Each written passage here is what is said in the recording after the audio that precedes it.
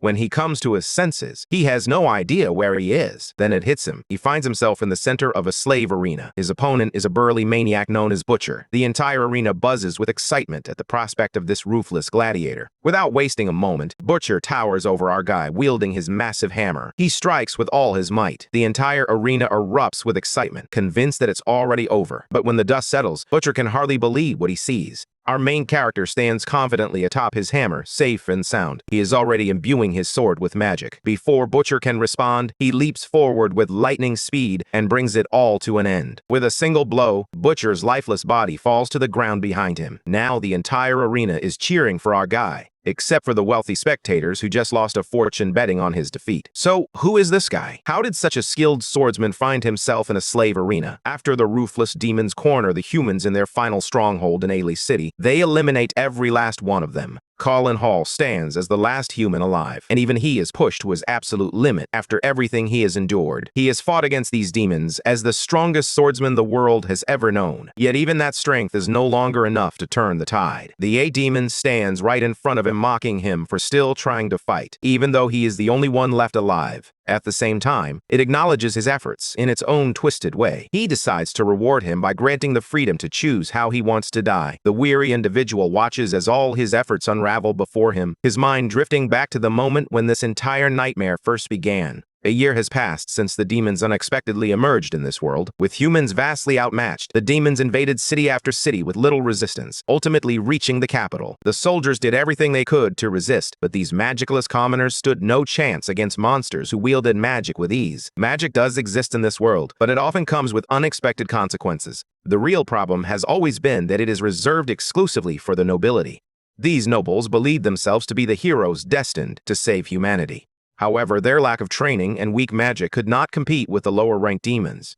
Colin remembers the forbidden magic book he acquired, a tome that enabled anyone to wield magic, regardless of their status. However, he regrets obtaining it so late, realizing that things might have turned out completely differently if he had had it earlier. As the story returns to the present, the demon once again asks him if he has made a decision about how he wishes to die. It casually suggests extreme measures, such as chopping off his limbs or burning him alive until nothing remains. However, Colin refuses to bend, even in this hopeless situation, and bluntly tells the demon to be quiet. He then charges at the demon for a final, desperate stand. The demon effortlessly blocks his attack, as if it were nothing. Colin quickly regains his composure, steadies himself, and shifts his aim toward the demon's chest. Targeting the heart with precision, Colin strikes, but the demon pulls back just in time, mocking him and declaring that mere swordsmanship stands no chance against him. Just as the demon is about to resume his taunts, he suddenly realizes that Colin has somehow managed to land a hit and injure him. Colin acknowledges that conventional swordsmanship would be ineffective in a battle of this nature. It becomes evident that his blade is no ordinary weapon. It is a forbidden one that consumes the wielder's life force as the price for its power. After revealing this, the boy charges at the demon once more and dives straight back into combat, managing to keep pace with the monster, trading blows as equals while continuing to push forward. The clash continued without backing down. The fight drags on until he finally spots the opening he has been waiting for. In a single swift motion, he severs the demon's hand. That moment ignites the monster's fury. Fueled by anger, the demon mocks the so-called forbidden blade and catches it bare-handed without hesitation. He tells the boy that things might have turned out differently if he had used that technique earlier as a surprise attack. He calls him unlucky for wasting his only opportunity while completely crushing the blade. Without giving him a moment to recover, the demon unleashes a fire spell that sends the swordsman flying. Colin slams into the ground, gritting his teeth in pain. Pain intensifies as he realizes that even this effort was not enough to defeat the demon. The demon swiftly closes the distance once more, grabbing him by the collar and lifting him effortlessly off the ground. He mocks the loser for only managing to take one arm while losing everything else in return. At death's door, Colin apologizes to his comrades for failing to uphold his promise. Just as the demon strikes him once more, his body is left drenched in blood. The dripping blood soaks into the forbidden book, and something within it finally comes to life. The main character discovers he is alive once again. He looks around in confusion and asks where he is. Suddenly, he hears a strange voice and quickly turns to see its source. There, he discovers the forbidden magic book, which begins to speak directly to him. The entity informs the main character that his blood has awakened it. As a favor, it offers to send him back through regression, giving him a chance to redo everything. The MC tightens his fist the moment he hears the word regression, as it was something he had always wished for deep down. He describes it as the opportunity of a lifetime and accepts the offer without hesitation. The book expresses its satisfaction and assures the main character that it will remain by his side, helping him master the art of magic so he can achieve his goal of driving the demons back to their origin. In that moment, countless pages burst forth from the book and begin to circle around him.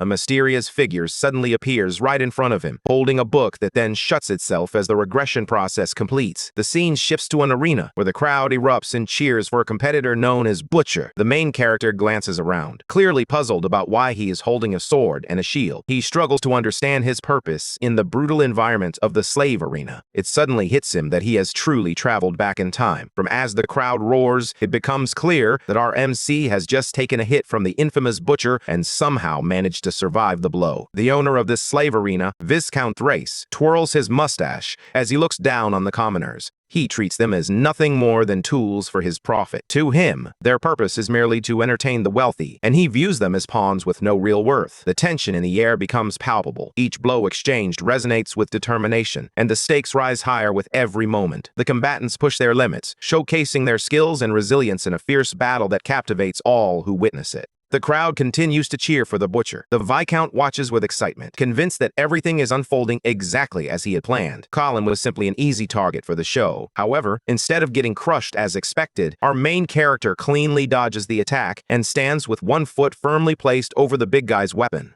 At this point, Colin had no choice but to fight as a slave gladiator, thrust into the arena with no hope of escape. However, something felt different now, and the boy realized that he could actually wield magic. He began to wonder if the magic book had merged with his body. With that thought in mind, he fought back, taking his first real step toward changing his destiny. With a few clean and simple moves, Colin rushes forward and slices through. With a single decisive strike, he severed the Butcher's head from his massive body. He is determined to master the magic of the book, fully aware that this time he aims to save humanity from being wiped out by the demons. As he glances at the people who orchestrated this entire slave fight, he quickly realizes that in his current position, the idea of changing the future seems almost laughable. Realizing this, he decides to proceed step by step. The first thing he needs to do is he enters the Hall family, just as he did in his previous life, and becomes Colin Hall once again. Our main character then remembers how, in his past life, he was threatened and coerced into deliberately losing this fight. It turns out the commoners had placed their bets on him, believing he could defeat the nobles' champion known as the Butcher. However, Viscount Thrace had intended to use Colin as a sacrificial pawn, merely to amuse the nobles seated above. Our MC, on the other hand, intends to seize this moment as an opportunity to attract the attention of the Lord of the Line territory. Marquis Darius Hall secured his place in the family much faster. With that in mind, he openly mocks the management for their ineffectiveness and boldly challenges them to send the next opponent his way. Meanwhile, Viscount Thrace faces severe criticism from the nobles following the Butcher's defeat. He had convinced them to place large bets on the now-deceased fighter. The Viscount struggles to maintain his composure as he attempts to spin the situation, insisting that everything is still going according to plan, all in an effort to calm the furious nobles.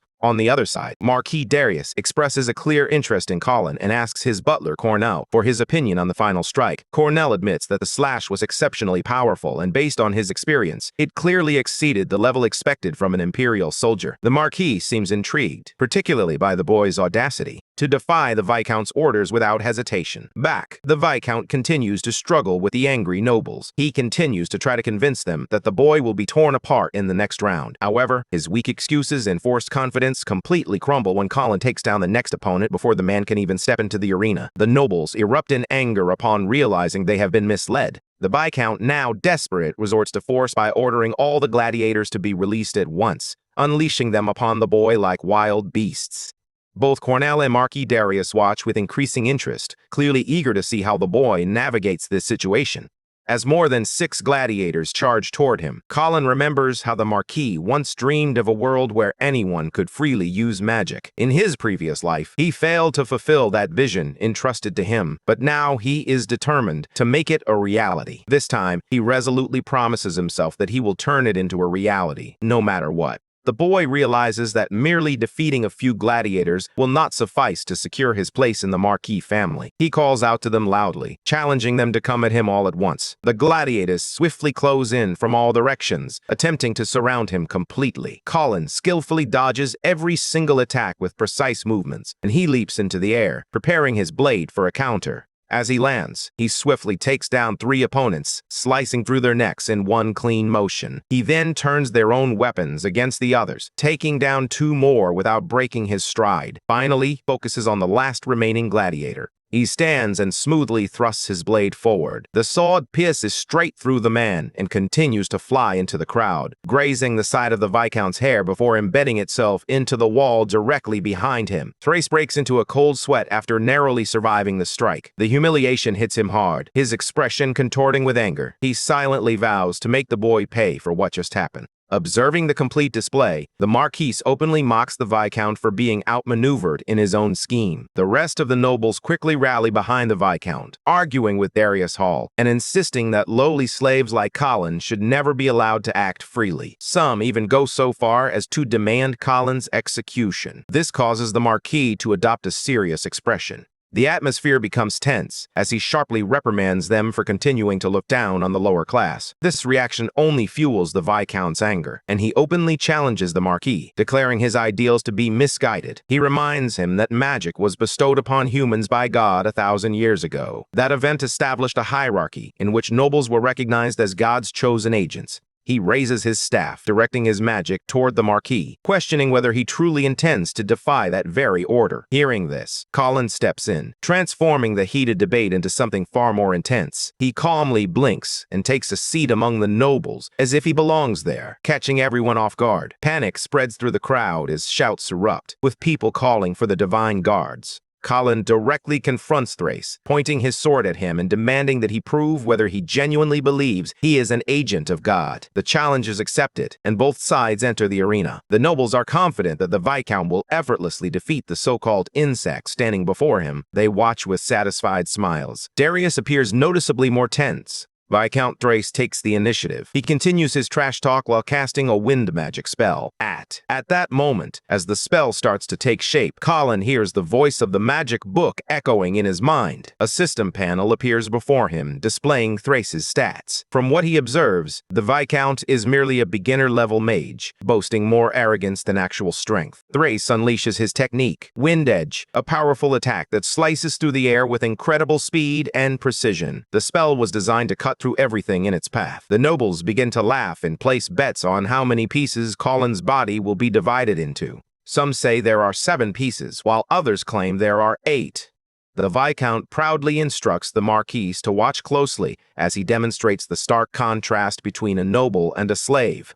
Colin, however, remains calm, his body unaffected due to his resistance to magic. Unfortunately for the Viscount, the only thing his powerful wind slashes manage to destroy is Colin's shirt. The attack leaves Colin unharmed, while the Viscount realizes that his efforts have only resulted in a minor setback. The attack passes harmlessly as Colin strides through it, closing the distance toward Thrace, leaving the spectators completely stunned. The crowd was silent, their eyes wide with disbelief as they process what had just occurred. Viscount swiftly attempts to draw his blade, but before he can fully unsheath it, Colin strikes, knocking the weapon out of his hand and sending it flying away. He then presses his own sword against the noble's throat, effectively bringing the fight to a close. At that moment, the magic system activates once more. The MC is informed that a new type of magic has been detected. Shadowy hands rise from the ground, wrapping tightly around the boy and binding him in place. The magic is cast by the Divine Guards, who have arrived after receiving a report that a slave has insulted the nobility. Their presence signifies the seriousness of the offense, as they prepare to enforce the law with unwavering authority.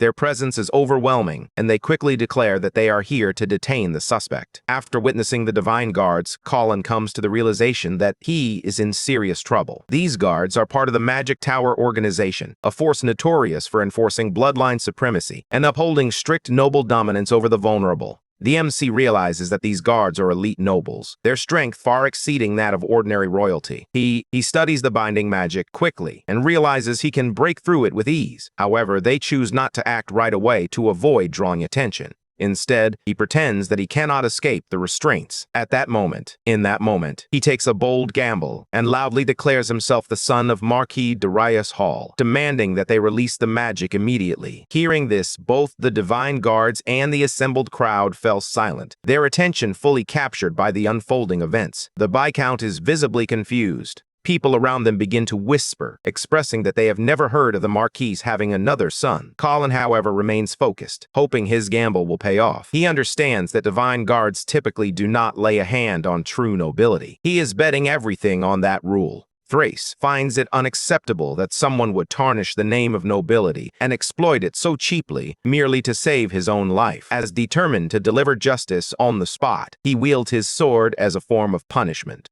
A powerful voice echoes throughout the entire arena. It belongs to Lord Darius, whose mere presence causes everyone to freeze in their tracks. The Viscount quickly assures the graceful lord that he was simply ending the miserable existence of a sinner. Out of nowhere, the Marquis slaps Colin hard across the face, declaring it disgusting that a mere slave would tarnish his noble family name. Even the divine guards are taken aback by what just occurred. For a brief moment, they genuinely believed he had come to offer assistance. Thrace appears foolish, unable to grasp the situation unfolding before him. The Marquis then seizes our protagonist in a tight chokehold, declaring that some hard labor in the Merchant Guild should bring him back to his senses. Our protagonist stays silent as the Marquis's thick, gloved hands tighten around his neck. Marquis Darius is outraged, having first insulted Thrace and then dared to raise a sword against the noble. Colin remains calm throughout the entire situation. Everything is going smoothly, just as he had planned. Following that performance, the Marquis formally apologizes to Viscount Thrace for his son's inappropriate behavior.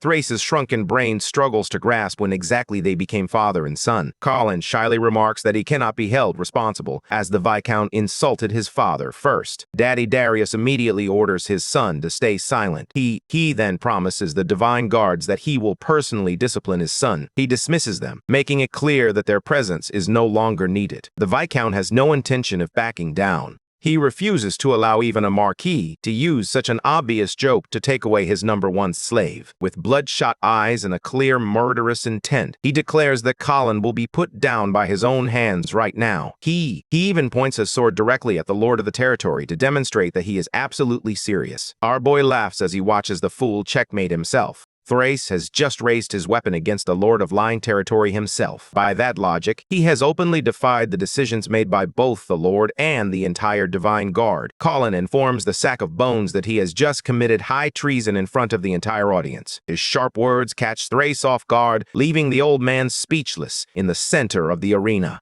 Destroyed in front of his crowd, the noble trembles in fear. He denies the accusation, but his voice quivers with uncertainty. The Divine Guard captain has made his decision. He concludes that it was all just a big misunderstanding and orders Colin's restraints to be removed. He even offers a formal apology for creating a scene. Next, he turns to Thrace and informs him that he will be taking on a new responsibility. Please submit a comprehensive report detailing all events related to the Magic Tower. Thrace falls to his knees in horror at what lies ahead. His fate will now be determined by the council. Our hero finally exhales slowly, feeling a sense of relief wash over them. Meanwhile, the captain of the Divine Guard is no fool. He discreetly informs his men that Colin is a suspicious figure and that they must conduct a thorough investigation into his background. An innocent subordinate inquires about the reason for investigating Lord Darius's son. The captain replies firmly that it is impossible for anyone not to recognize the son of the Marquis of Line Territory. Visibly irritated by the obviously false claim, he is determined to prove that the boy is not the Marquis's son. On the other hand, his subordinates find it strange that Colin did not buckle under pressure, even when he was restrained. They suspect he must have a special connection with the Marquis, who arrived so swiftly to protect him. Although the captain cannot explain every detail at this time, he orders his men to keep a close watch on the suspect. The scene transitions to a carriage moving through a vibrant, lush forest. Inside, the Marquis laughs heartily at the brilliant performance Colin delivered in the heat of the moment. After a brief silence, Colin expresses his heartfelt gratitude to the Marquis for saving his life. Shortly after the duel, the Lord sent his butler, Cornell, to acquire Colin before anyone else could intervene. The Marquis then expresses genuine interest in his abilities, inquiring whether he has experience fighting on the front lines. His sharp eyes had already determined that Colin's movements were anything but ordinary. The smooth precision of his actions indicated either years of battlefield experience or training under a skilled warrior. Our hero lowers his gaze and drifts into old memories. He recalls moments filled with laughter and joy, as well as times of sorrow and loss. Each memory washes over him like a wave, pulling him deeper into the past. The faces of loved ones and the echoes of shared experiences linger in his mind, reminding him of the journey that has shaped him. After his parents died, he was sold into slavery by his own village while still very young. Years later, a kind nobleman purchased him and taught him basic magic. This same man also trained him to survive in real combat. Strong emotions shine in his eyes as he expresses that the noble gentleman was like a father to him. After the noble's passing, the man had entrusted him with the dream he had never been able to achieve himself. Colin's eyes shine with determination as he declares his commitment to fulfilling that dream, expressing his willingness to give his life for it. His unwavering resolve completely catches Lord Darius off guard. He did not expect such a powerful and sincere response. What intrigues the Marquis even more is that Colin survived the Viscount's wind edge, armed only with his basic knowledge of magic. His unbreakable spirit, forged through years of surviving as a gladiator, leaves a profound impression on Darius. In that moment, he begins to see our hero as the only man in his ranks worthy of being entrusted with his lifelong mission. The weight of this realization moves him so deeply that he falls silent for a time. Cornell eventually snaps him out of it, informing him that they have arrived at their destination.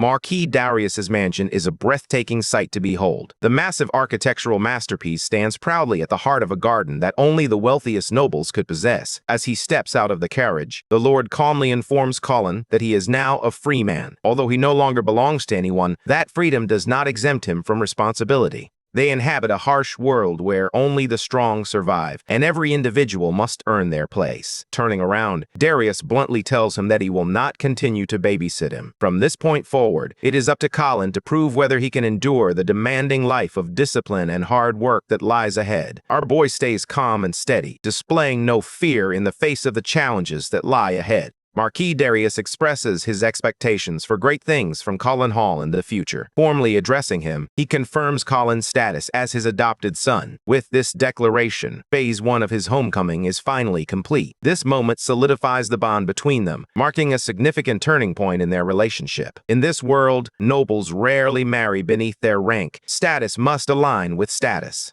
Otherwise, the bloodline becomes tainted, and the family's power weakens over time. The Hall family in particular is obsessed with preserving the purity of their lineage. Among them stands one exception, Lord Darius Hall. Unlike others, he dismisses this noble nonsense, primarily because he was born an illegitimate child to a maid. From the moment he entered the world, he was regarded as inferior. Whispers trailed behind him in every corridor. However, instead of succumbing to the pressure, he shattered that prejudice with sheer talent. Through merit alone, he ascended to the rank of Marquis of the Line territory. As he strolls through the grand halls with Colin, he calmly expresses his belief. A man's background means nothing. It is strength and competence that determine everything. He tells Colin directly that he can offer him fame, wealth, authority over society, or anything else he desires, but nothing will be given for free. If Colin wants those things, he must prove he has the talent to deserve them. With a proud smile, Darius suggests that he pours his heart and soul into every action he takes. Hearing this, Colin does not hesitate to claim whatever he earns. He boldly asks if he can also obtain a noble title. The question shakes both the Lord and his butler, who momentarily freezes. Even Darius Hall did not anticipate such a high level of ambition. Then the Marquis bursts into hearty laughter. Rather than taking offense, he finds the directness amusing. With a warm grin, he challenges Colin, saying he is free to try and take the title from him if he wants it so badly. That answer aligns perfectly with Colin's understanding of the man. Darius values merit above all else. This belief in merit over lineage sets him apart within the Hall family and fuels the animosity directed toward him. The Nepo baby heirs, who depend solely on their status, cannot tolerate the fact that he stands in the way of their power. Greatest enemies he faces are not outsiders, but rather members of his own household. Just as expected, his eldest son, Freed Hall, and his second wife, Katrina Williams, greet him with big smiles, joyfully welcoming him home. The Lord comments that he never sent word about his return, laughing that it's impossible to keep secrets from his own family. His wife playfully quips that news about him tends to spread whenever he passes through a city. She adds that a little birdie informed her about his minor clash with Thrace over a slave boy. Lord Darius Hall gazes at her coldly, filled with contempt. In response, she smiles mischievously, playing the part of an innocent lady who has done nothing wrong. Darius silently observes the servants attending to her, snakes in disguise who report his every move behind his back. Colin stares down the woman, Darius's closest ally, and yet his greatest hidden enemy. In his past life, she was the reason he failed his lifelong mission. After confronting her husband, he fell victim to her schemes as well. She was the sole heir to her parents' title and vast fortune. is why she carries the authority and influence of a first wife, even though she is technically the Lord's second. Her ultimate objective is simple: to ensure that her son, Freed Hall, becomes the next head of House Hall. In her previous life, she manipulated him completely. This time, however, he has no intention of allowing history to repeat itself. With determination, he stands ready to confront the past. With blazing confidence, he steps forward and declares that it is a true honor to meet Lady Katrina Hall and Big Brother Freed. He confidently introduces himself as Colin Hall and vows to dedicate every ounce of his strength to amplifying the influence of House Hall. Freed Hall is left utterly stunned to hear a commoner use the family name so boldly. Just as he is about to insult Colin in front of everyone, his mother raises her hand and silences him immediately. The cunning lady decides to handle the job personally, expressing her disgust at the thought of a commoner tarnishing her noble family name. Katrina turns to Cornell, inquiring whether this new servant needs strict re-education in manners and respect. Cornell wisely remains silent, choosing not to provoke either side.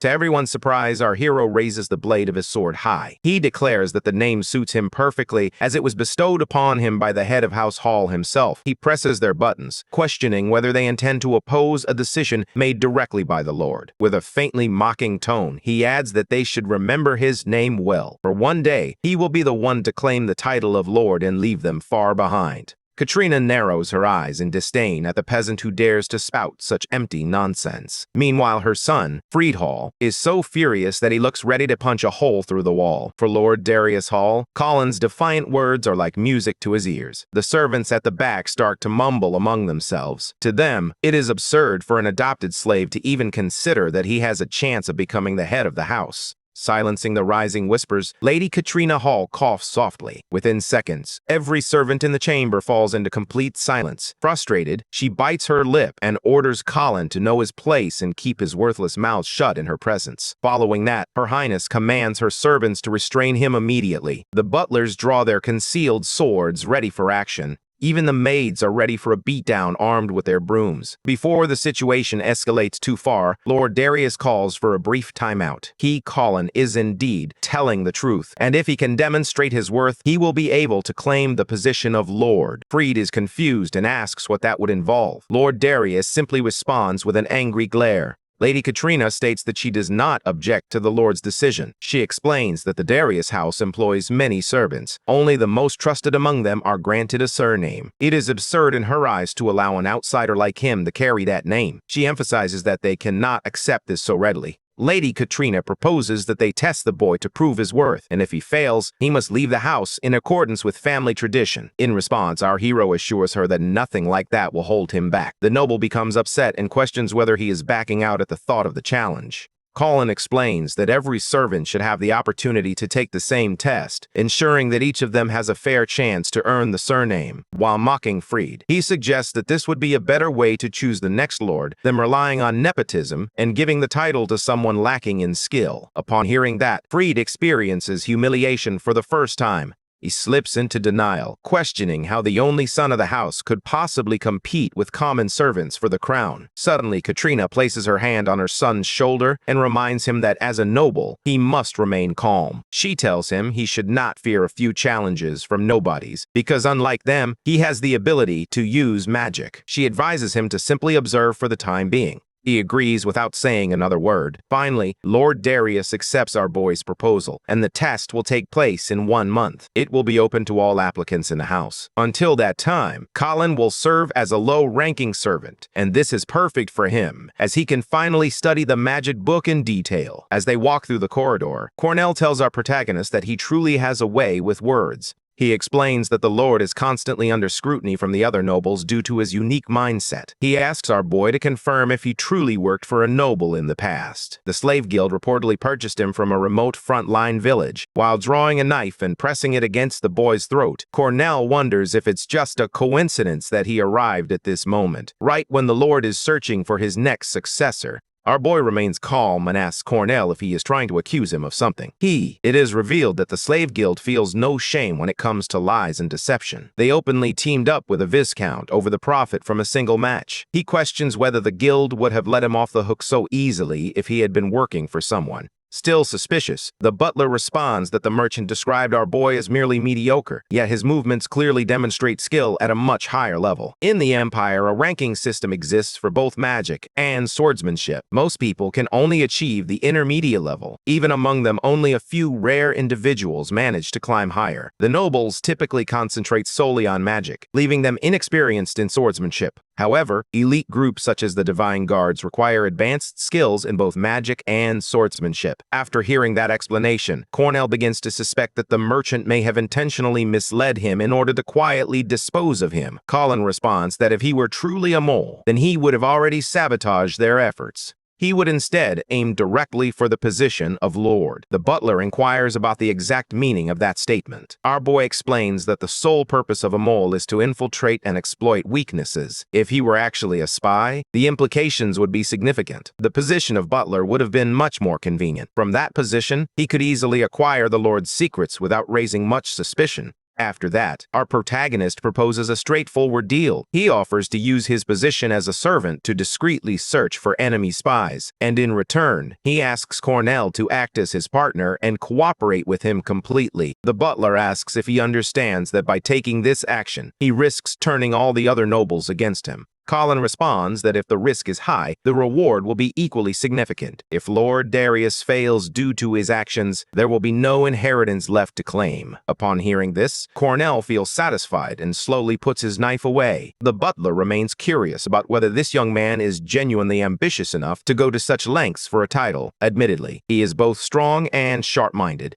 In the end, Cornell believes the deal seems almost too good to be true, leading him to suspect that Colin may be scheming something. Setting those doubts aside for now, he tells our boy to follow him to his new home, the servant quarters. In the quarters, Cornell shows the MC around and encourages him to pick a spot he likes. He explains that the madam has divided the servants into 3 categories. The highest rank serves the madam, the master, and their son directly. Meanwhile, the middle rank is permitted to live in the mansion alongside them. The lowest rank is assigned to separate quarters and is not even allowed to approach the mansion itself. The butler then briefs him on his duties, which include chopping wood, disposing of waste, and caring for the horses, with a daily pay of 3 copper coins. As he departs, he emphasizes the strict rules of the household, with the most important being absolute obedience to all senior servants. The MC glances around and observes that many of the servants appear more like thugs than workers. He wonders if he is truly expected to obey people like them. Cornell calmly explains that these rules were established by the madam herself. The MC accepts the terms without hesitation and greets the other servants, expressing his eagerness to collaborate with them. However, instead of responding normally, the servants begin to mock him, referring to him as the future lord of the territory in a sarcastic tone.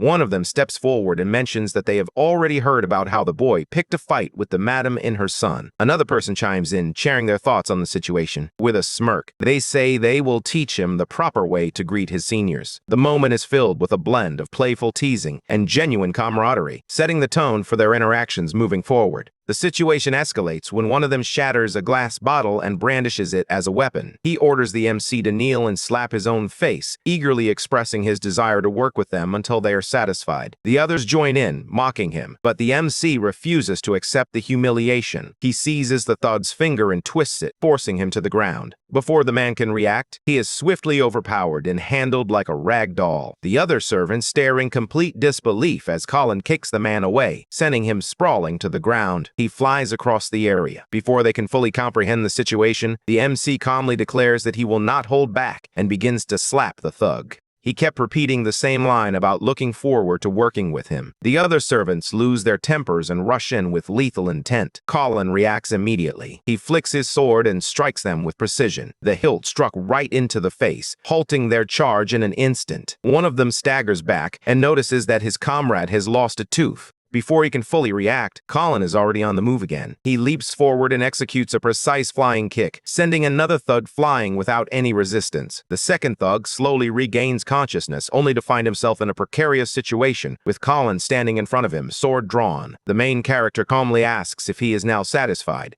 Thug quickly agrees to save his life, but the moment Colin turns his back, he finds himself in a precarious situation. He lunges forward again, a shattered bottle in his hand, screaming for him to die. In the next moment, the entire scene shifts. Colin stands still, his sword already in position, completely unfazed. The thug collapses to the ground, having lost both his hands. He screams in pain and panic as Colin slowly sheaths his sword and turns back to ask if he is satisfied now. The thug falls, and the main character estimates that he has likely earned Cornell's trust, although he still cannot predict how things will unfold later. With that in mind, he opens the magic book and begins to learn magic to strengthen himself. Colin remembers from his previous life that Countess Katrina replaced all the servants of the Hall family after marrying Darius, filling the estate with her own people. Consequently, her relationship with Darius deteriorated even further over time, despite being incompatible from the start. To protect himself and monitor the situation, Darius appoints his loyal friend Cornell as his butler.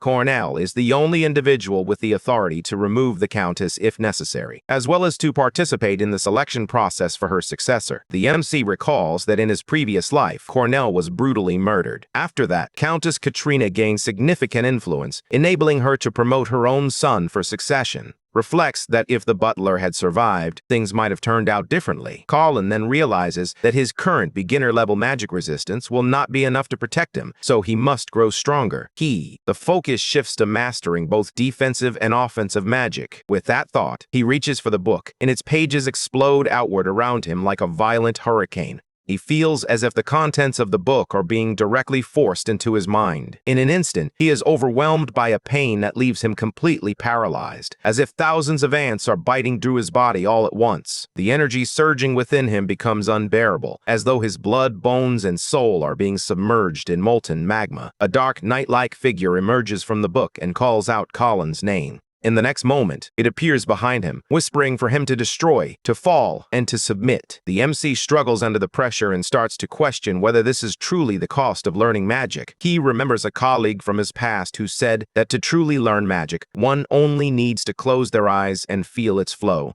He thinks to himself that it must be easy to be a noble, as they can learn magic as naturally as they breathe. He clearly recognizes the significant gap created by bloodlines. Even he forces himself to endure. He places his hand on the book, declaring that he will succeed regardless of the obstacles. Just before he can finish his thought, something suddenly catches his attention, and this catches him off guard, and the entire space reverberates with an eerie sound.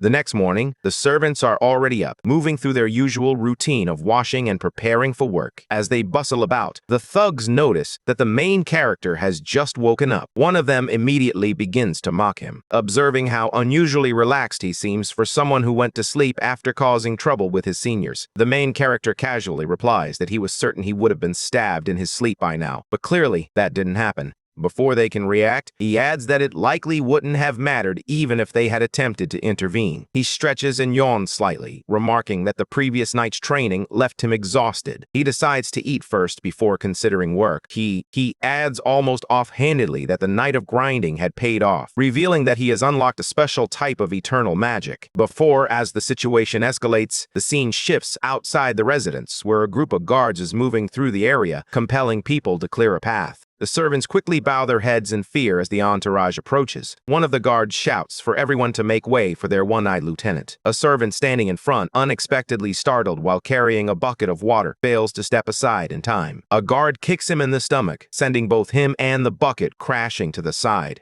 Water spills across the ground, splashing onto the lieutenant's shoes. He stops and gazes down at the stain before stepping forward to address the servant directly. Calmly, he explains that accidents happen and that there's no need for such harsh treatment. The aide hesitates, caught off guard by the lieutenant's composed demeanor, yet the tension in the air remains palpable. He slowly walks up to the trembling servant, who apologizes repeatedly, insisting he wasn't paying attention and begging for mercy. The lieutenant smiles faintly and says it cannot be helped, momentarily giving the impression that he is forgiving him. But before the servant can even breathe a sigh of relief, the lieutenant's expression sharpens. He calmly states that eyes that cannot properly observe their surroundings are unnecessary. In a swift motion, he tears out the servant's eye, leaving him screaming in pain while the lieutenant coldly mirrors his own one-eyed appearance. The other servant glanced at the screaming man, his expression a mix of fear and pity, but the aide quickly snaps at them, asking what they're looking for. Presence is commanding, yet he remains detached, striding forward as if the chaos around him is irrelevant. The tension in the air is palpable, but he continues on his path, unfazed by the turmoil unfolding behind him. The casual stride catches the aide completely off guard, leaving him momentarily unsure whether to react or ignore it. Meanwhile, the MC, preoccupied with his own thoughts, wonders what he should eat for breakfast, as the servants are not exactly provided with proper meals here. The thug who had been injured earlier immediately recognizes him. He reports to the lieutenant that this is the same man who severed his hands the previous day. He also warns that the MC had been muttering to himself all night, which suggests he may be unstable. The lieutenant narrows his eyes, forms a conclusion that the boy is likely dangerous in an unpredictable manner. He calls out to him. The MC finally stops and looks over, showing no sign of concern. He flatly asks if the other person wants his hands chopped off as well. The lieutenant licks the blood from his fingers and remarks that they are unlike the soft nobles or the countess's people. The other guards step forward and impose a harsh rule of retaliation, declaring it is an eye for an eye and a tooth for a tooth. They then confront the MC directly, asking whether he will cut off his own arms or if they should do it for him. The MC remains calm, displaying no change in expression, and instead responds with a cold counteroffer. They are given a choice: lose their hands or lose their heads. The lieutenant smiles as he states that he will not be the one fighting him. Instead, he presents a former slave arena champion and informs our protagonist that this is the opponent he will be facing. Colin immediately recognizes the man as Daku, a guard reserve and an intermediate-level servant. He begins to sweat profusely, as he never expected to encounter his best friend in a situation like this. Colin remembers him as his dearest friend, someone he could always rely on in his life before the regression. They had spent time together doing all sorts of activities, including battling monsters side by side. Now, however, the poor guy stands there as just an intermediate-level servant, clearly showing signs of having taken a beating. As our boy reaches for his sword, he attempts to provoke him by questioning whether he is truly stepping in to fight for a loser. Daku raises his sword and points it at Colin, stating that he is merely following the rule that every junior must obey their senior. Our boy challenges that logic, asking if they are not even allowed to speak up while being treated this way. His words momentarily catch the slave boy off guard. Colin seizes the brief opening to snatch the sword from the lieutenant's hand and immediately dashes forward, placing him at sword point. The underlings are left stunned by the boy's incredible speed, and even Daku stands in shock, realizing that his sword had been taken from him without him even noticing. The lieutenant nearly loses his composure, but manages to maintain his cool as he asks Colin if he understands who he is getting involved with. He reminds the boy that Lord Freed personally chose him and that defying him will lead to serious consequences. Colin slowly retracts his sword, remaining silent. The lieutenant straightens his collar, feeling safe once more, and immediately adopts a tough demeanor, insisting that our boy will not leave this place without facing some form of punishment. The creep then commands his men to teach Daku a lesson. Without hesitation, the servants slash the poor man across his back, drawing blood. He calls him worthless trash and orders his men to show no mercy whatsoever. The minions mock him as they carry on, even driving a blade through his hand. He believes this is his punishment for failing, as he has just lost his only chance to prove himself. Witnessing this, Colin's anger finally snaps, and he confronts the situation head-on. He swiftly dispatches both minions, slicing through their necks and killing them instantly. As he turns his back to the lieutenant, the unattractive leader of the servants seizes a brief opportunity. Caught between duty and compassion, he hesitates. In that fleeting moment, the weight of his decision hangs heavy in the air. His movement proves clumsy, and before he can follow through, his sword is cleanly severed.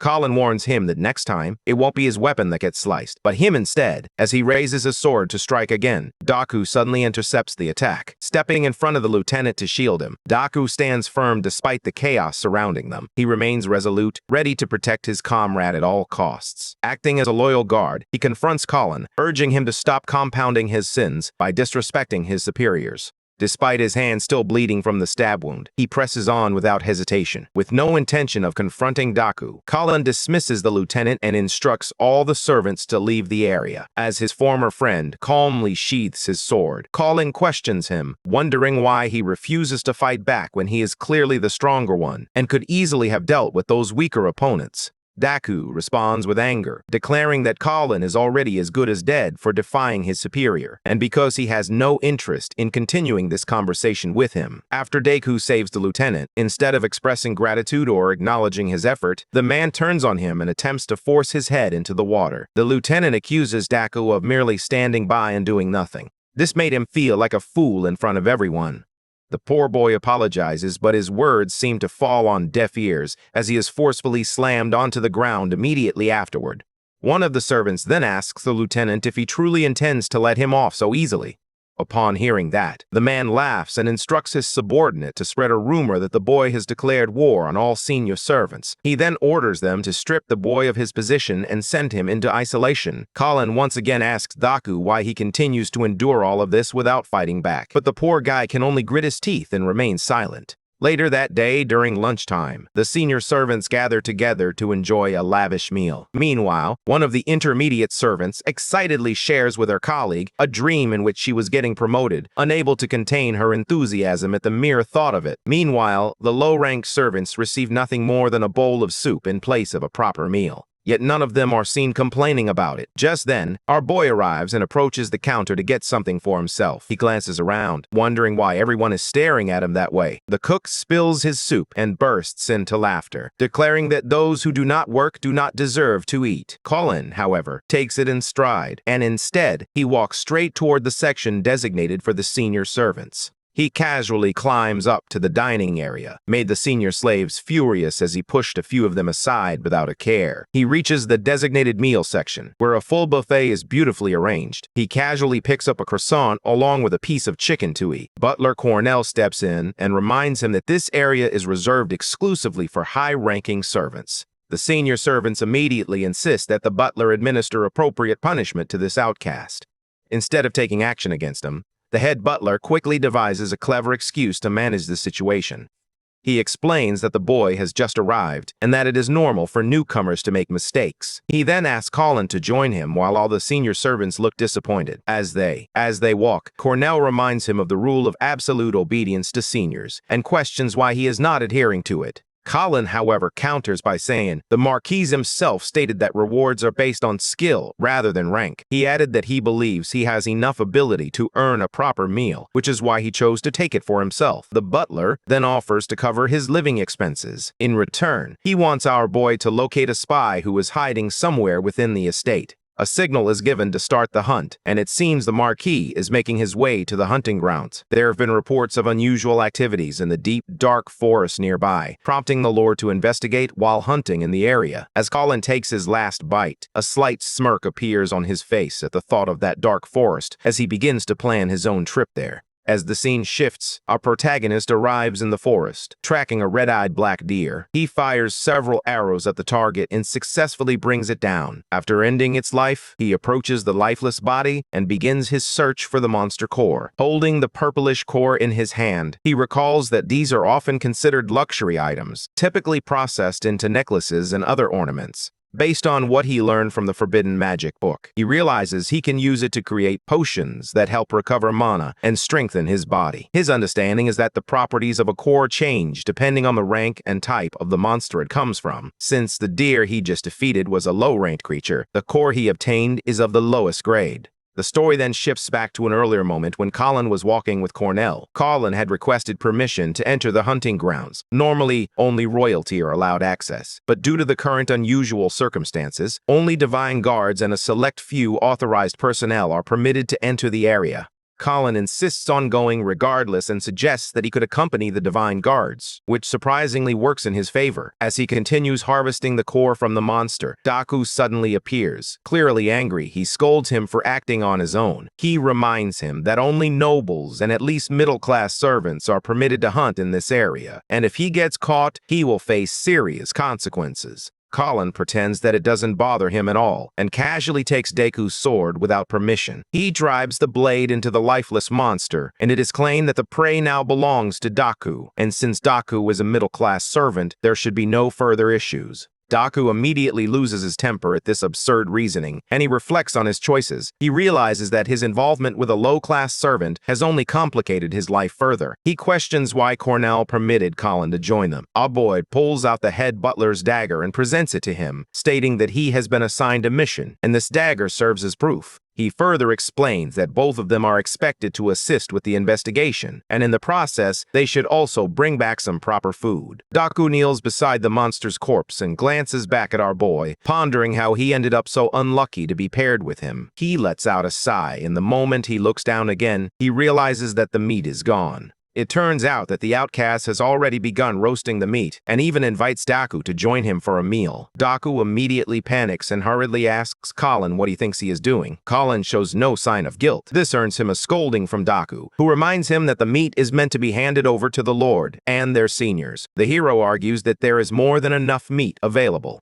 He urges him to sit down and share a meal together. Initially, the poor servant tries to resist, but when Colin reminds him that he only gets to eat once every 3 days, Daku fears he might not receive food later if he is punished. Finally, he gives in, unable to resist any longer. Struggling against the sight and smell of the cooked meat held close to him, he quickly begins to eat as if he were a starving man. While eating, Colin asks him again why he is so obsessed with blindly following orders from his superiors, especially when he is clearly stronger than they are.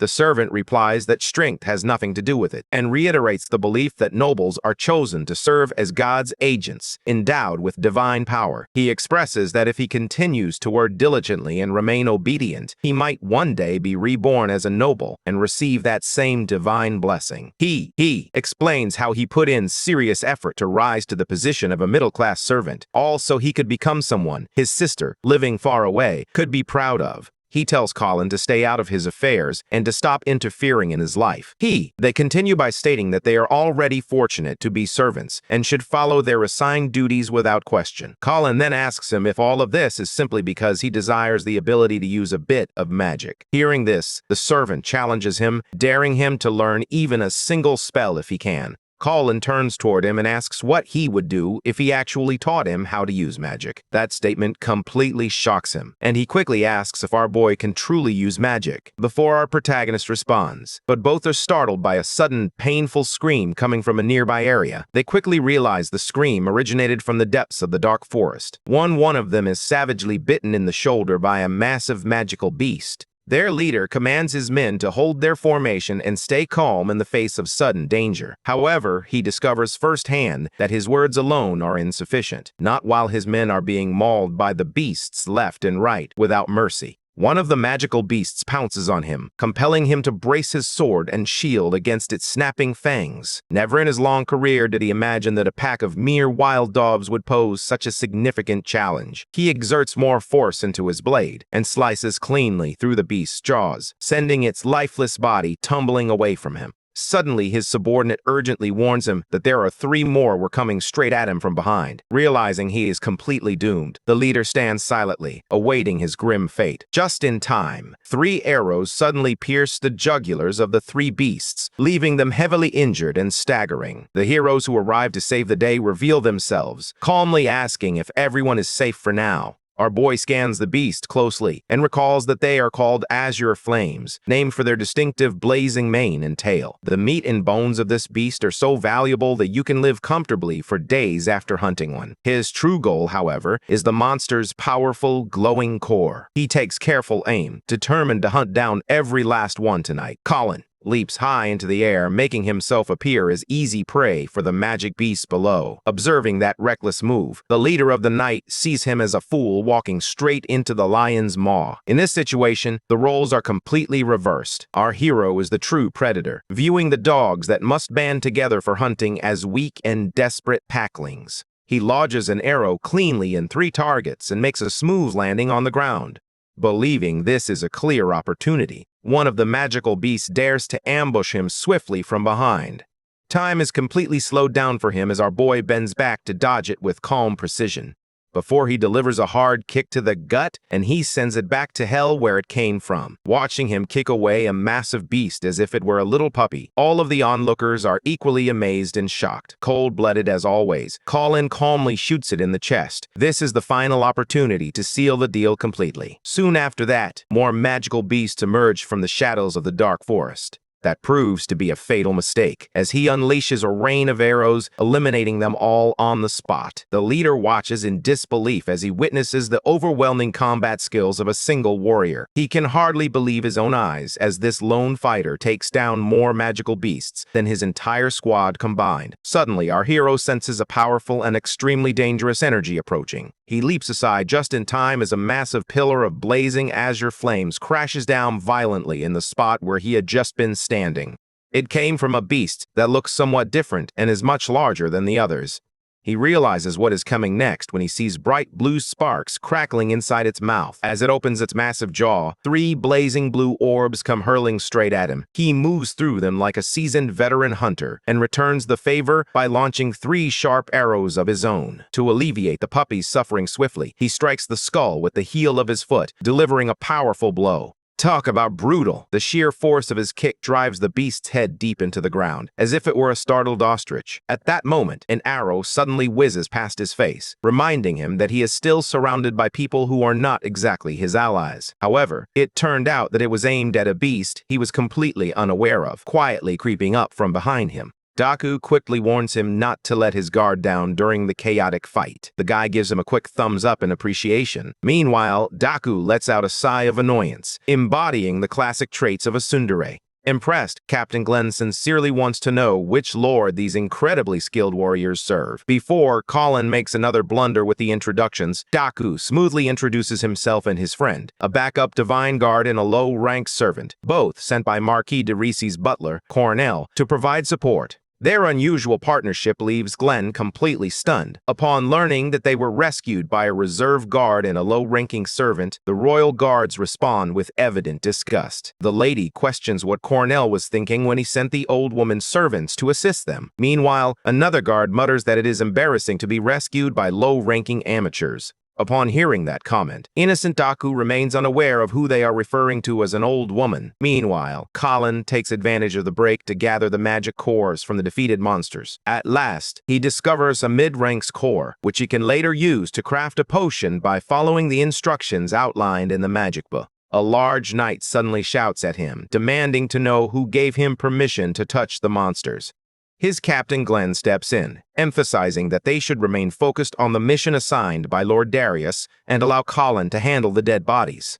Our boy confronts the big man, questioning who he is calling a brat and reminding him that he was the one who saved them. He adds that only a thick-headed idiot would speak so rudely to someone who just offered their help. Angered by that response, the individual felt a surge of frustration. The man moves as if to charge at him, but both the girl and Captain Glenn quickly urge him to calm down. They address him as Marvin, and the moment our boy hears that name, old memories from his past life resurface. Back then, aside from Cornell, Glenn, Marvin, and Sarah were the only individuals Lord Darius truly trusted. In his previous life, those 3 perished during a mission in the Gloomwood Deep Forest. Following that loss, Lord Darius gradually diminished in power. Our hero never expected that he would be the one to change their fate this time. Driven by that memory, he silently resolves to ensure nothing threatens them again. Noticing the tension escalate, Daku swiftly apologizes on behalf of his partner, explaining that he is new and unfamiliar with the rules. He urges them not to take his partner's sharp words too seriously. Sarah remarks that the wrinkly hag's dog should simply stop barking.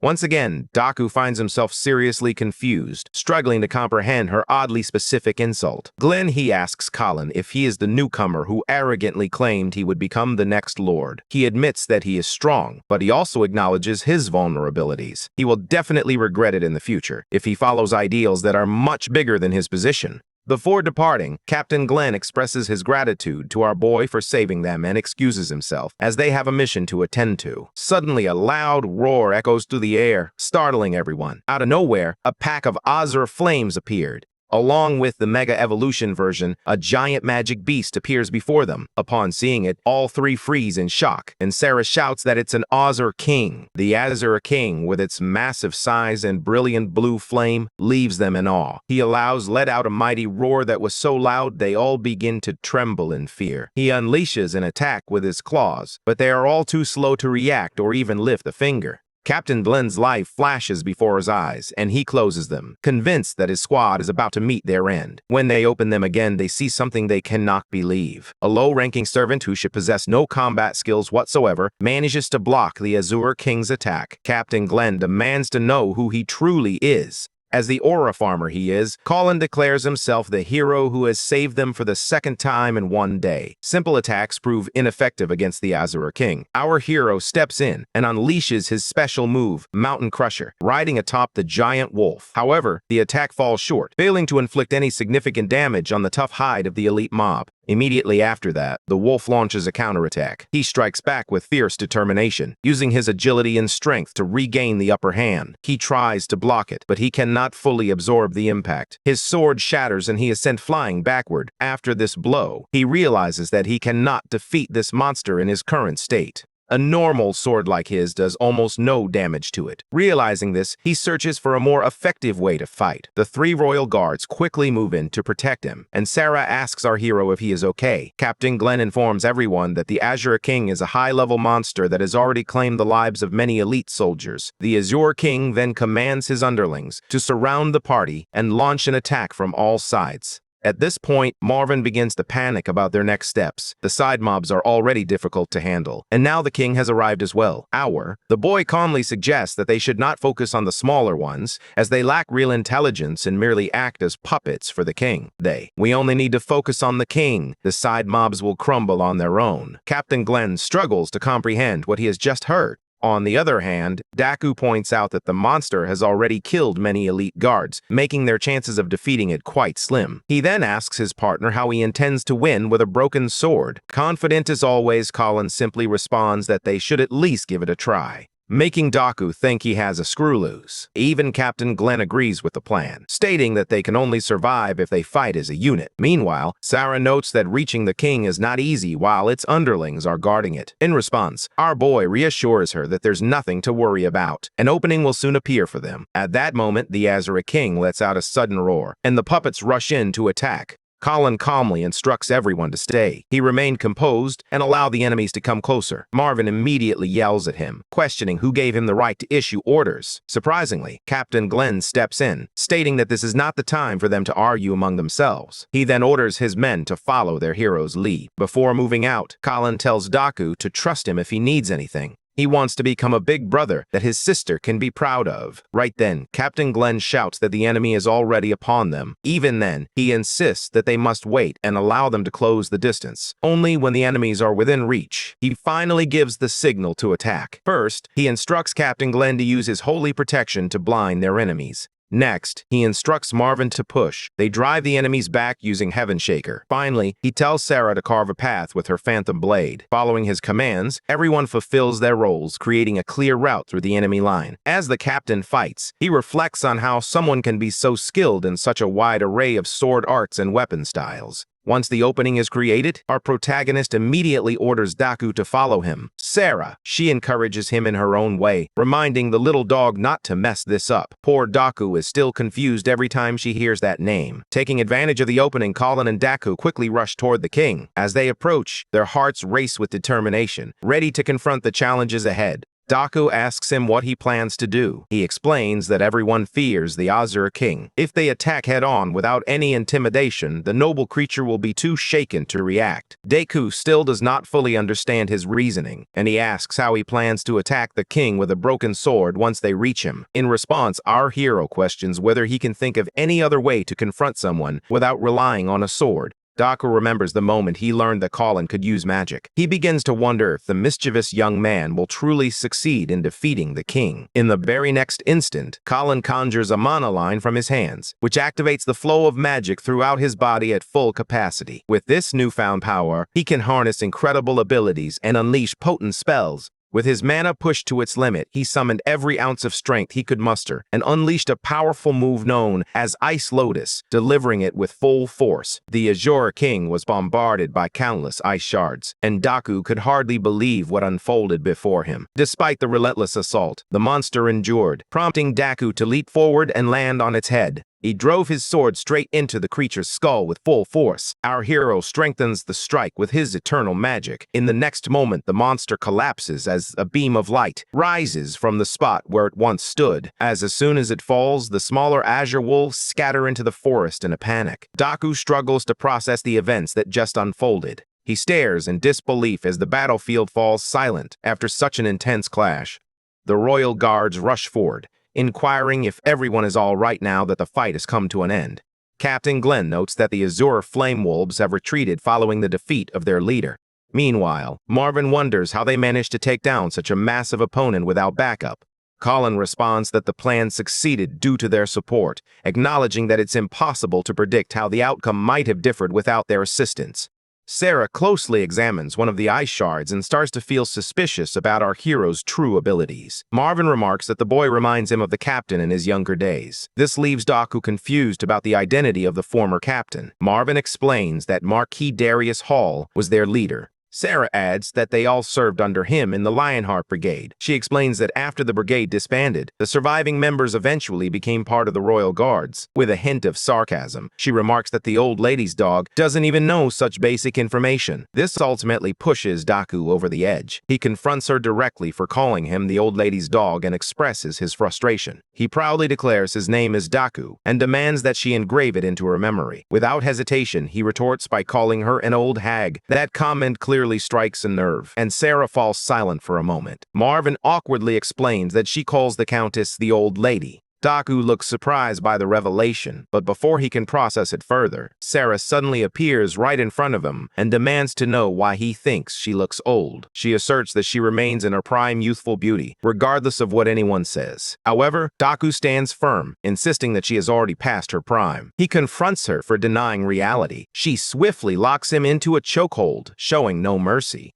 Our hero momentarily reflects on a memory from his past life. Daku and the others would joke around in the same chaotic manner, but the memory fades quickly as the sound of approaching horse hooves breaks into his thoughts. The young Master Freed arrives on the scene. Everyone reacts with surprise upon noticing his presence. They all immediately bow in respect as he explains that he rushed over from the camp as soon as he heard the disturbance nearby. He looks around at the fallen Azure flame wolves and asks what exactly happened here. Captain Glenn explains that they had ventured deeper into Gloomwood Forest for an investigation when the pack suddenly attacked them without warning. He adds that they would not have survived the encounter without Colin and Daku stepping in at just the right moment.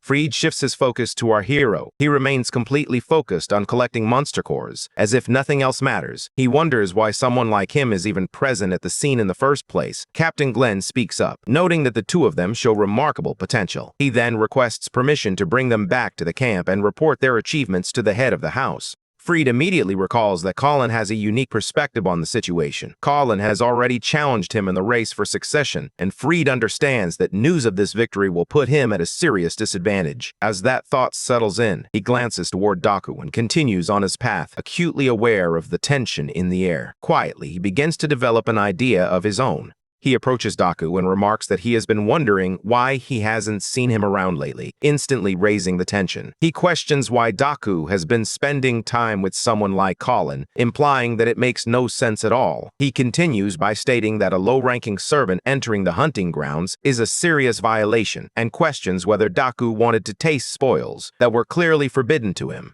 Daku remains silent as Freed calls him a worthless man and continues to berate him. He adds that his sister Erica would be disappointed if she found out he had already forgotten the lesson she taught him. Colin steps in, asserting that he still stands above a pampered brat who cannot function without his mother's support. Then, he greets Freed sarcastically, labeling him a failure. Sarah lets out a quiet laugh as Captain Glenn advises her to stay in line and avoid escalating the situation further. Freed becomes enraged by the insult, but Colin continues, explaining that people do not bow to Freed out of admiration for his impressive qualities. Rather, they do so because his mother is the Countess. The entire crowd falls into shock, as Colin adds that it must feel great to have the ability to command others simply because of the powerful parents supporting him. Freed tries to intimidate him, boasting that he could have him killed effortlessly. Colin responds in a calm tone, but states that the only way Freed can achieve this is by running to his mother and asking her to handle a servant who irritates him. Freed loses control and immediately orders his men to restrain him. Chains emerge as assassins, bind Colin as commanded by the young lord. One of the assassins presses a blade against Colin's throat. Everyone watches as the situation becomes dangerously tense. The royal guards identify the assassins as the Blades of the Empire, an elite group of infiltrators employed by the Williams family. Sarah remarks that even nobles fear them due to their ruthless methods and unmatched skill, questioning why the Countess trusts them with her son's protection. Before, as tensions escalate, Captain Glenn steps forward and urges Freed to drop the matter, explaining that the two servants came to assist in the investigation at the Lord's direct orders.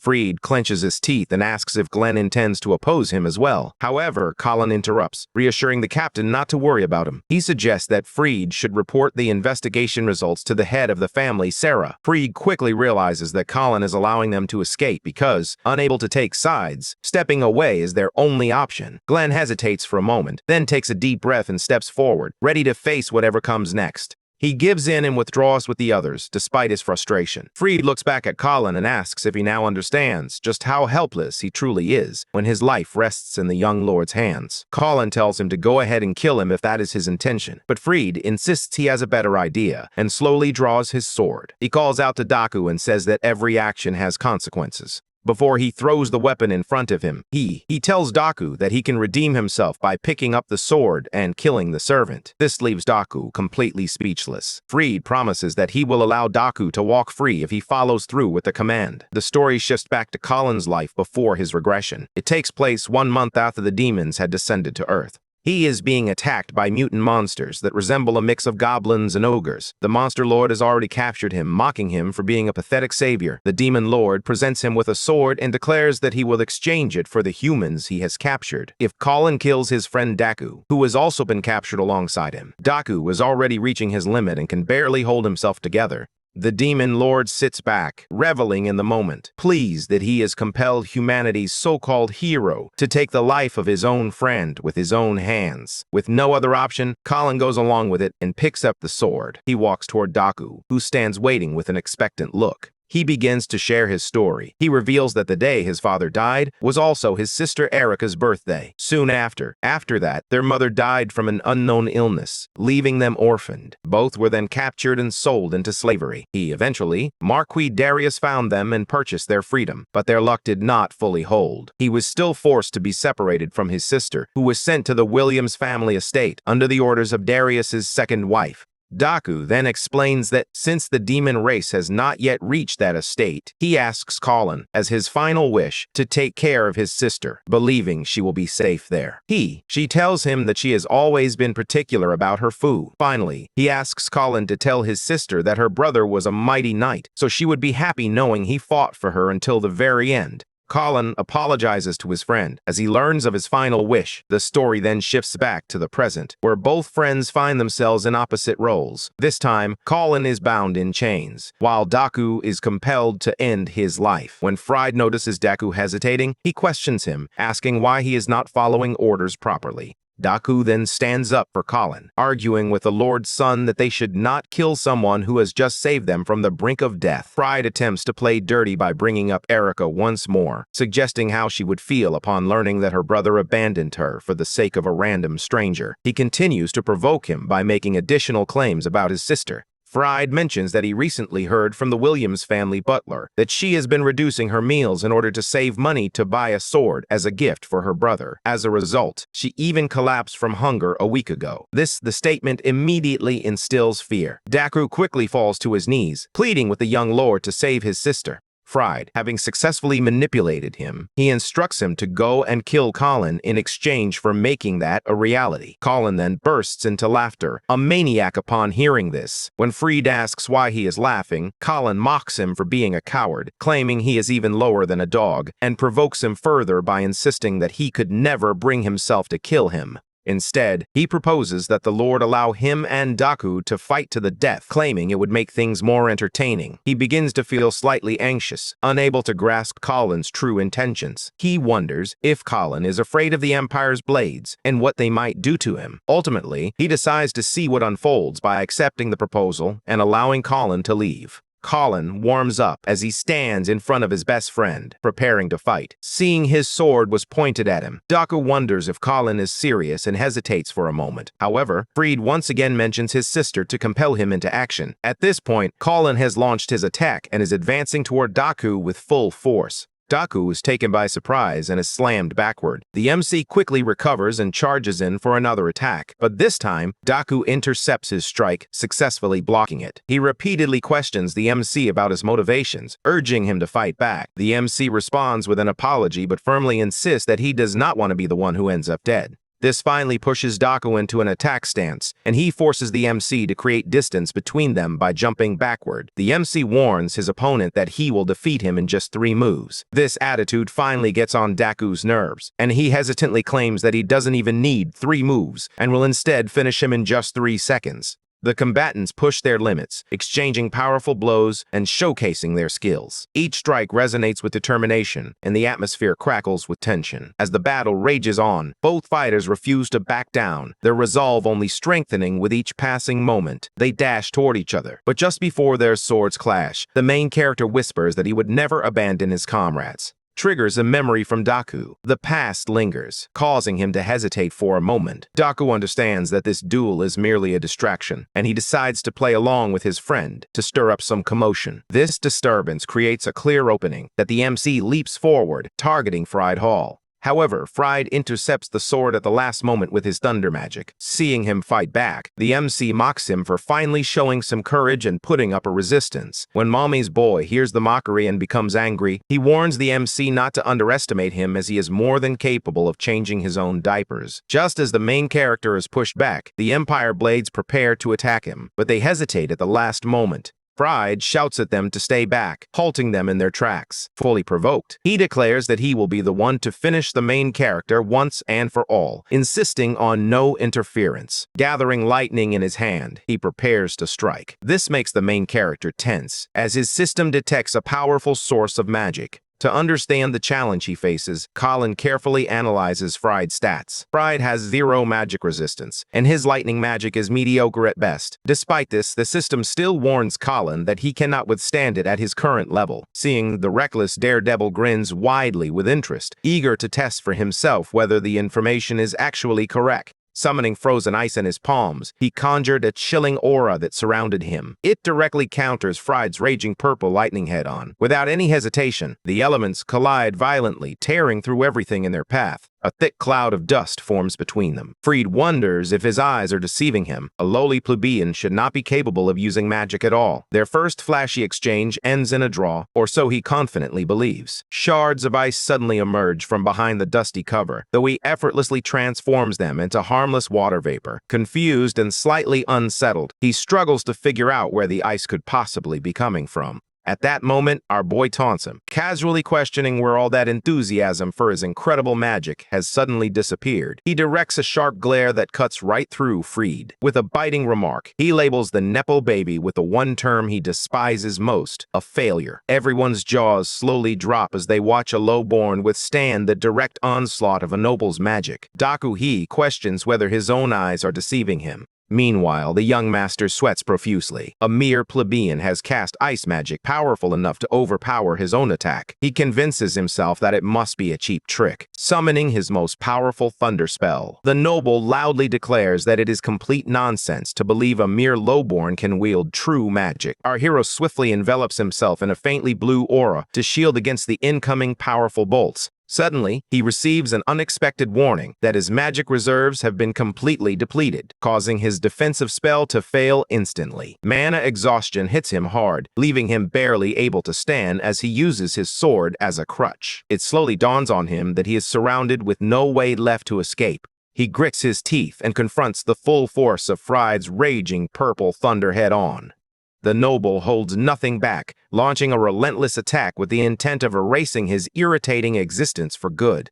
As his skin burns under the blistering heat, Colin bitterly regrets the possibility of losing to the red-headed witch a second time. She flat out refuses to let this second chance at life spiral into the same miserable fate, forcefully casting magic despite having no mana left. The magic book system issues a grim warning: casting magic without mana will cause him to go berserk. Colin, however, is indifferent to it all. He would prefer to lose his sanity than to drown in regrets. Gradually, the color of his eyes begins to change. Mysterious blue and black flames suddenly engulf half of his body. Within seconds, that side begins to resemble the demons he slayed in his past life. Even the magic book cannot determine his true stats, displaying unknown in every category. As he feels the strange and overwhelming power surge violently through his body, he struggles to think clearly. A burning headache suddenly makes it difficult to focus or even breathe. Pushing through the pain, the observant warrior realizes that Fried is also running low on stamina. He clears away all of the noble's lightning with a single, clean, magic-imbued slash. Fried watches in pure horror, having never witnessed magic this terrifying before.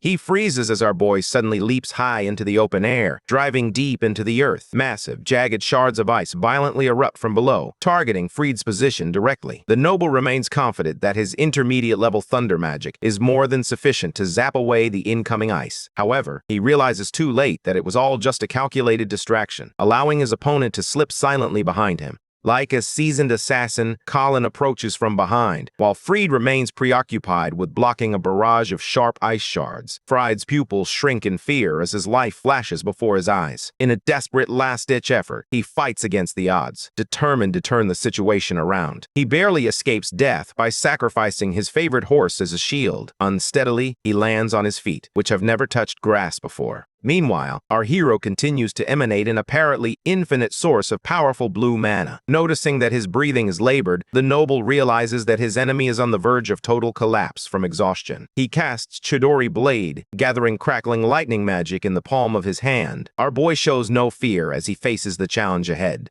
He slices through the crackling bolts effortlessly, declaring that it is finally time to end their reckless scuffle. When his blade halts just inches from the young master's pale face, Fried realizes that Mommy won't be able to save him this time. He jumps back and shuts his eyes tight, believing he has had a pretty good run. Just then, a radiant golden magic circle appears, saving him from being skewered like a sweet Turkish delight. It redirects Colin's force right back at him. The impact sends him sliding a short distance across the ground. Both boys look completely stunned as they see the one who saved Fried, who firmly tells them to stop at once. Lord Darius informs the boys that they are not in a crude gladiator arena. This setting is far more refined and carries a weight of honor and tradition. It is a noble hunting ground, and they should cease their senseless battle immediately. Atop his mighty armored steed, he calmly suggests that they settle their differences properly and officially after returning to the grand house of Hal. Fried gazes at his father, feeling an equal mix of gratitude and hatred for him. Meanwhile, our hero quietly observes with his glowing demon-like eyes. As with the last of his unstable magic fully drained, he falls to his knees in complete exhaustion and gradually begins to return to normal, recognizing the faint yet unusual aura of magic surrounding him. The Lord feels a mix of genuine amazement and concern. Colin realizes the threat has passed for now, and he finally lets go, collapsing into unconsciousness on the spot. A few days go by before he fully regains consciousness. As he opens his eyes, he discovers he is lying in a soft bed within the Hall mansion. Suddenly, he feels the same burning sensation from the demonic-looking magic that once took over his body. He suddenly sits up in bed to check himself. Fortunately, he has returned to normal, completely unchanged in appearance. While he quietly appreciates that he did not turn into a horned demon, a familiar, gentle voice nearby expresses its happiness that he is finally awake. My guy turns right and spots a zombie-like Daku. He looks like he's just come out of a 5-day coma. The poor guy quickly fills him in, explaining that he blacked out and caused everyone to worry deeply. Sarah reportedly slapped him repeatedly to bring him back, while Captain Glenn had to physically carry him all the way to the mansion. Sarah was so concerned that she threatened the doctors at Blade Point, insisting they would share the same coffin as him if they failed to save his life. He has difficulty believing any of that. There is no denying that he feels better than ever right now. To get some fresh air, he invites Daku to join him for breakfast as they head out to properly thank Sarah. With that in mind, he can't forget how Daku stuck to the sacred bro code for him. He thanks his friend with a cheeky grin. Daku pretends it was nothing, but he is pleasantly surprised to discover that Colin knows the words, "Thank you." Later in town, all the other servants begin to shake when they see our hero pass by. He casts them a suspicious glance, wondering if he has something unusual on his face. He overhears several maids whispering rumors about his intense fight with Fried. Silently approaching the ladies, he surprises them with a jump scare and politely urges them to share exactly what they have been hearing about him. Terrified, the ladies immediately take off running without hesitation. Daku is puzzled by their behavior, as they react as if they have just seen a ghost. He notices the signs of fatigue etched on his own face. Sherlock concludes that they must be frightened by Daku's lifeless, zombie-like appearance. Annoyed, Daku realizes he is the reason Sherlock has stayed awake for 4 nights straight. Not a fan of Daku's sudden attitude, he loudly declares that he never asked him to be his personal nurse. Just then, Lieutenant Hairloss arrives with his crew and openly mocks the man who could become the future lord of House Hall. Irritated by this untimely interruption, the boys shout in unison at the fool, insisting that this is not the time. Remarkably, they manage to make him apologize for absolutely no reason. After a moment of confusion, the lieutenant furiously declares that he has come here today to seek revenge for the humiliation he endured just a few days ago. Irritated by the old man's incessant chatter, our boy approaches the man, who offers feeble excuses for his previous loss. This lieutenant genuinely believes that things will be entirely different this time, and that he will finally teach this disrespectful kid a lesson he will never forget. The man snaps his fingers and shouts the name of his squad with authority. A few awkward seconds pass as he stands there, fully expecting our boy to get flattened on the spot. When he sees his men standing around like confused ducklings, the lieutenant frowns and asks if they have suddenly gone deaf. To him, that snap is a clear signal for them to attack the target. His troops hesitate, reminding Big Boss Hairloss that their target is a monster who fought toe-to-toe with Master Freed. Daku lets out a short laugh, not surprised by their reaction after witnessing Colin fight up close. The lieutenant's forehead twitches as a vein bulges from sheer embarrassment. Realizing his men clearly lack courage, he decides to step in personally to salvage what little dignity he has left. That's when his eyes fall on his favorite pawn, positioned perfectly for his next move. He swiftly grabs the man by the collar and yanks him forward, accusing him of being a traitorous dog who betrayed his master. Declaring it a serious offense, the lieutenant takes it upon himself to deliver the judgment. The ugly bastard even seems excited at the prospect of beating his defenseless subordinate. Daku calmly does the unexpected, blocking the weak punch with just one hand. The lieutenant's arm trembles, trapped in Daku's unyielding grip. Daku firmly asserts that this piece of trash lacks the authority to punish him. He casually swats Lieutenant Hairloss aside, as if he were a clingy ex who just won't let go. The man nearly short-circuits from shock, unable to comprehend how the obedient little puppy suddenly found the courage to defy him. Hearing the loud argument, Captain Glenn arrives and demands to know why everyone is causing such a commotion so early in the morning. Marvin and Sarah step in right after him, both clearly annoyed that their breakfast was interrupted. Lieutenant lets out a smug laugh, confident that the Royal Guard will punish the troublemakers far more severely than he ever could. The greasy bootlicker immediately bows low before the guard, singing their praises. He quickly reports that he was merely fulfilling his noble duty to instill proper manners in the disrespectful brats, with Jojo posing behind him. My guy gives a salute to Captain Glenn, acting like everything is just fine. The lieutenant's disbelief turns to frustration as he confronts the relaxed demeanor of the officer before him, feeling it is inappropriate given their difference in rank. Suddenly, Marvin steps in and pushes the lieutenant aside, expressing his relief that Colin has finally woken up. As this unfolds, the lieutenant's face turns blue with sheer confusion. At this moment, he is watching the most elite guards in the territory casually joke around with the so-called insolent brat, as if they are best friends. For a brief moment, he convinces himself that this is just a fever dream. With no options left, he argues that it is unacceptable for elite guards to socialize with a low-ranking servant. Sarah, he throws an arm over his stiff shoulder and bluntly tells him that the laws set by the old hag Katrina don't mean a thing to her. She also mentions that the sound of his whiny voice seriously annoys her, so he should keep his mouth shut unless he wants to start wearing a second eye patch.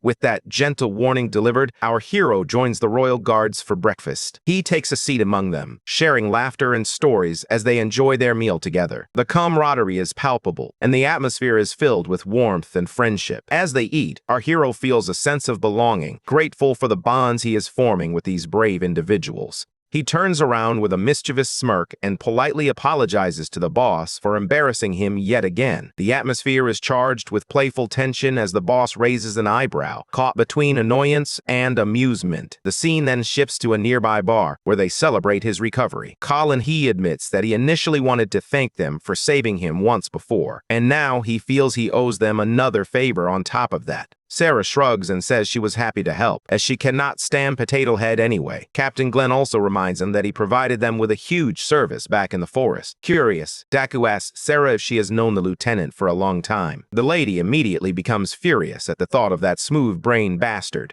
Wanting to shift the conversation away from that topic, Captain Glenn brings up something he's been meaning to discuss for a while. There are only 3 elite knights left in their ranks, and he would like the 2 of them to join. Colin remains composed, but his friend nearly loses his mind at the thought that a substitute like him could become a member of the Royal Guard. Glenn emphasizes that this is a tremendous opportunity, as it would grant them all the privileges typically reserved for high-level servants. However, our protagonist declines the offer without hesitation, stating he has no interest in playing the knight. He has his sights set on something far greater and does not plan to settle for anything less than his ambition. His words are enough to stun the entire drinking party. One suggests that he has ceased his foolish pursuit of becoming the Lord of Line. Just because he defeated the young master doesn't mean he should become arrogant. The chick, chiming in, drunk as ever, she corrected the guy by insisting that whatever Colin used, it had to be magic. Pointing at him abruptly, she concludes that he must have used some kind of magic to defeat the Azure King as well. Our boy remains silent, allowing the situation to unfold. Meanwhile, the other man wonders how a former slave could possibly have access to magic. The old man interrupts to pressure the kid into providing an explanation. Colin reflects that he always knew these guys would eventually uncover his secrets.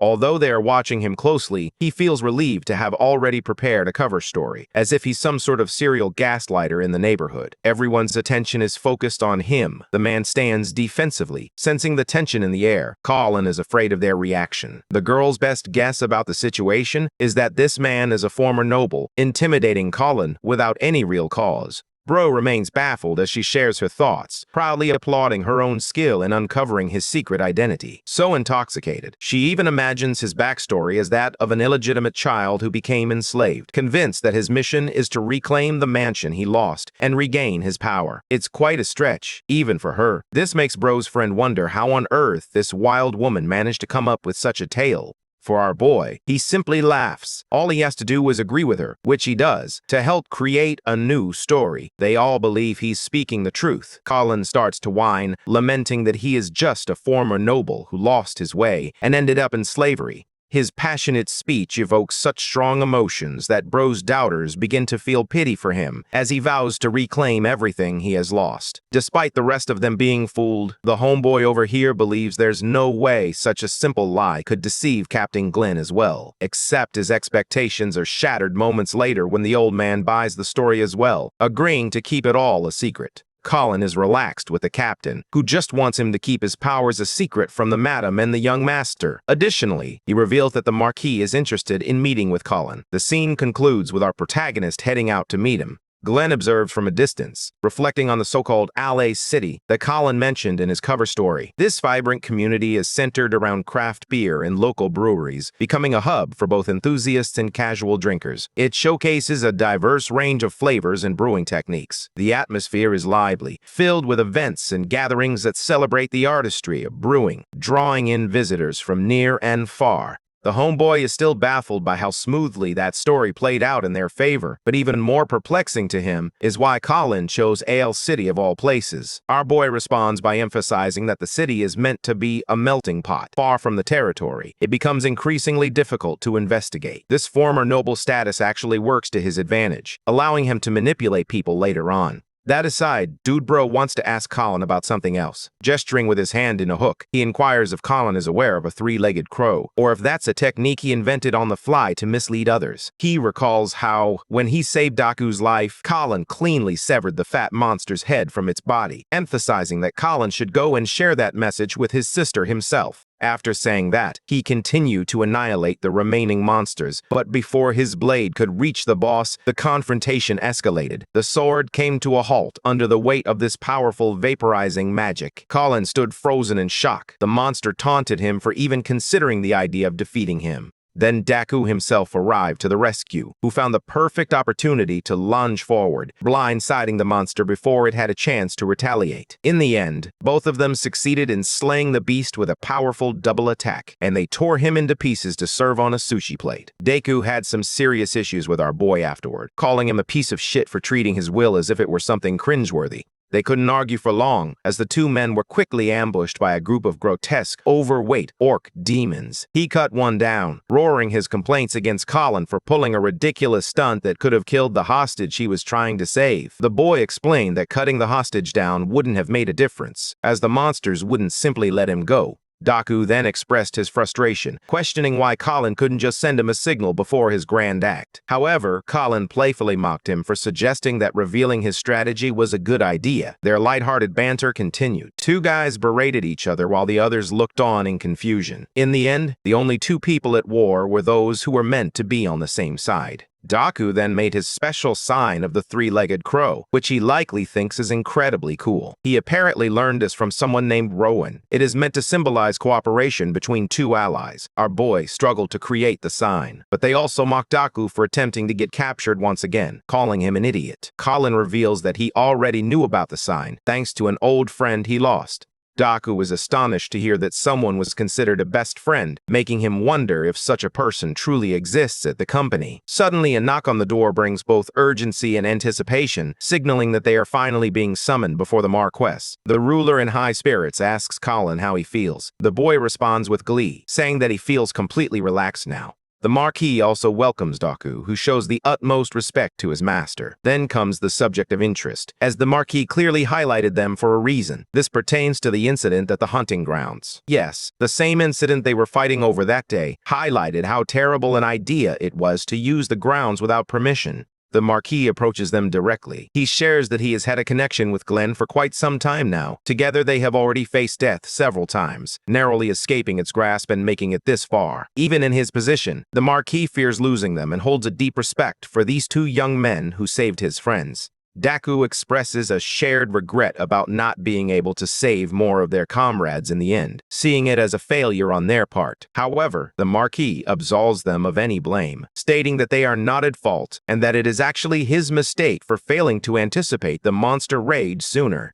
Colin and his friends stare at each other in confusion, while the Marquis suggests that they likely heard about the situation with the Royal Knights directly from Captain Glenn. Now that they are standing in front of him, he wants Colin to answer once more. And like clockwork, this man confidently shoots down the offer, switching his target to Daku next. The confrontation escalated as tensions rose between the two. Marquis asks the same question, startling the young man, as he has received a personal offer to join the Royal Guard. Fidgeting in fear and panic, Bro admits that he feels so inexperienced that even the role of a guard seems beyond him, let alone the esteemed position of a Royal Guard. To support him, Colin encourages the young man to express himself from the heart instead. Focusing on that, the guy suppresses his emotions and he passionately shouts his desire to become a royal guard. The decision is resoundingly clear, but the Marquis is also interested in offering a reward to Colin of his own choosing. Given that kind of freedom prompts him to make a serious remark. Daku's desire is to free his sister, Erica, who is currently a servant of the Williams family.